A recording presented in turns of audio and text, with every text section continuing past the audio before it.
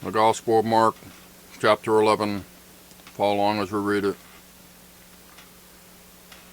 And when they came nigh to Jerusalem, unto Bethphage and Bethany, at the Mount of Olives, he sendeth forth two of his disciples, and saith unto them, Go your way into the village over against you, and as soon as ye be entered into it, ye shall find a colt tied, whereon never man sat. Loose him, and bring him. And if any man say unto you, Why do ye this? Say ye, that the Lord hath need of him, and straightway he will send him hither. And they went their way, and found the colt tied by the door without on a place where two ways met, and they loose him. And certain of them that stood there said unto them, What do ye? Loosen the colt.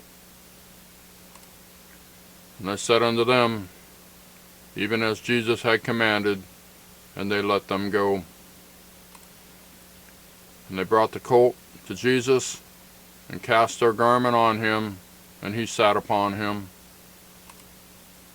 And many spread their garments in the way, and others cut down branches off the trees, and strawed them in the way.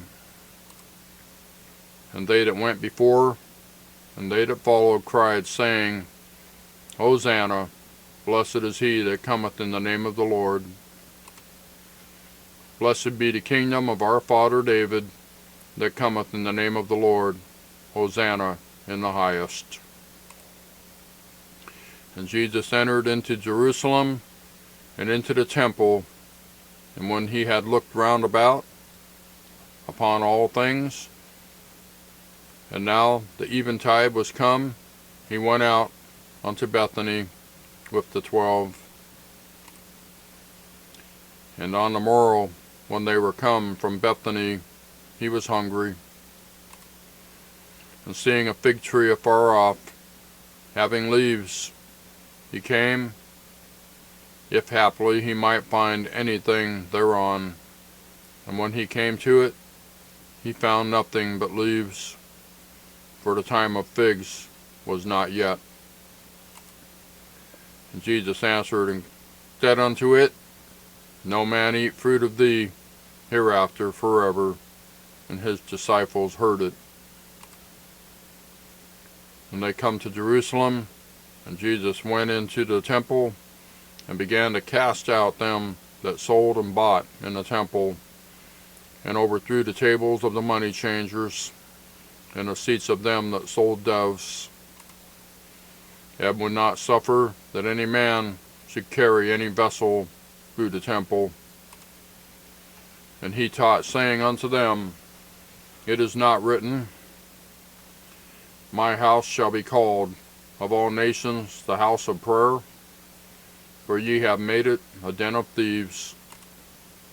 And the scribes and chief priests heard it, and sought how they might destroy him, for they feared him, because all the people was astonished at his doctrine.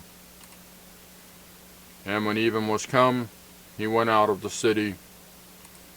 And in the morning, as they passed by, they saw the fig tree dried up from the roots. And Peter, calling to remembrance, saith unto him, Master, behold, the fig tree which thou cursest is withered away. And Jesus answered, saying unto them, Have faith in God.